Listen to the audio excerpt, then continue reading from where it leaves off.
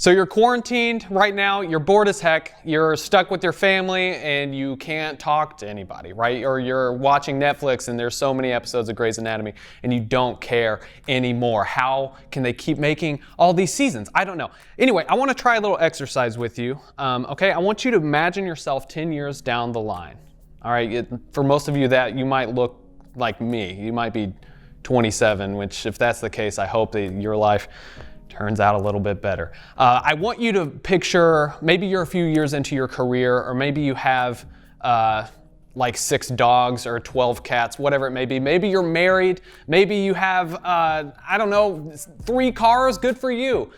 Just imagine where you want to be in 10 years. Now, I want you to tell me on a scale of 1 to 10, in this 10-year future, I want you to tell me where you're at in your relationship with God, or at least where you want to be at in your relationship with God. And I want to assume that most of you would say you want to be a perfect 10 out of 10, right? That would be the goal. If we're having this dream scenario and we got houses and cars and cats all together, let's be a perfect Christian as well.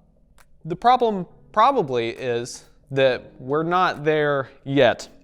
Like in your current day and age, right now, in this moment, sitting in your living room or your bedroom or wherever you're watching this, you would say maybe you're a 2 out of 10, or maybe you're a 4 out of 10, or a 5 out of 10. Maybe some of you even a 7 out of 10 when it comes to your relationship with God.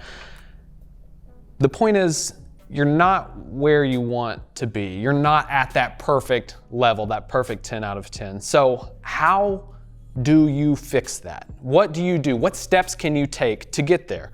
So what we're going to do over the course of a few videos is teach you some spiritual practices. So what are spiritual practices? I like to think of it like this. Like if you're in a sport and you play football or hockey or soccer or track, baseball, whatever it might be, you have to practice in order to get good at what you're doing. If you want to win, what do people, what's sports? If you want to win the trophies, if you want to earn the trophies, you have to actually practice. You got to put in the work. You got to hit baseballs and throw footballs. I don't know sports things. You have to hit tennis balls is what I'm looking for there. You have to practice. You have to train, okay? In order to be the 10 out of 10 version of that athlete, you have to train. So back to that scale, 1 to 10 when it comes to your relationship with God. The 10 is the goal. So how do you get there? You train, right? You practice. I like what Paul says in his letter to Timothy. 1 Timothy 4:8 says, physical training is good, but training for godliness is much better, promising benefits in this life and the life to come. So how the heck do you train for godliness? Well, if you look back to the sports analogy, if you look and want to be a good basketball player, you might look up to Michael Jordan or Kobe or LeBron James. If you want to be a good football player, you might look up to Tom Brady and you might actually inflate your footballs. Well, you see that? That was a sports reference I threw in there. I keep up. So let's think, who's the most godly person that you can think of right now? Who's the most godly person when you think of godliness? This is the peak person you want to be in the relationship with God is just as absolute perfect as it could be. The classic Sunday school answer would be Jesus, right? Jesus was the most godly person to exist because he was quite literally God. So if we want to be godly, if we want to be 10 out of 10, we got to look up to Jesus. So let's do what Jesus did. We want to be able to live our lives as if it were Jesus himself living it through us. All right, so 1 John 2:6 says, those who say they live in God should live their lives as Jesus did. So that's our goal. That's it. Through spiritual practices or disciplines, we're going to take tiny steps every single day with these routines and these things that we can do and add into our life to make us a little bit closer to looking like Jesus.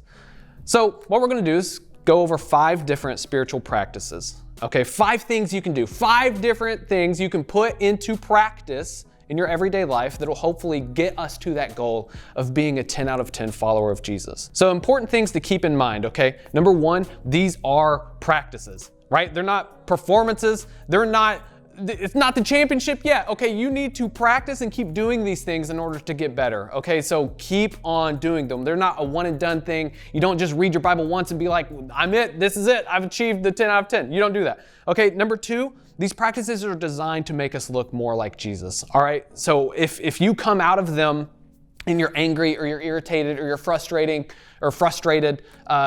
you're doing it wrong. Something happened and you need to probably try again. Number 3, I want you to give yourself grace, okay? Because these things take time in order to work. It's like water dripping on a rock. It's not going to erode immediately. It's going to take a long time, but eventually you get the Grand Canyon, okay? So give yourself grace. It takes time for these things to do the work they're intended to do. It's kind of like lifting weights in a gym, right? You want to pump a few, but then eventually the muscle shows. It's not right away, right? So lastly, I want you, the Forge students, to have your journals ready because we're going to do some giveaways and prizes and stuff like that based on these videos. So turn on post notifications on our Instagram @theforgebmt. Have your journals ready, take some notes, and let's dive in. Yeah.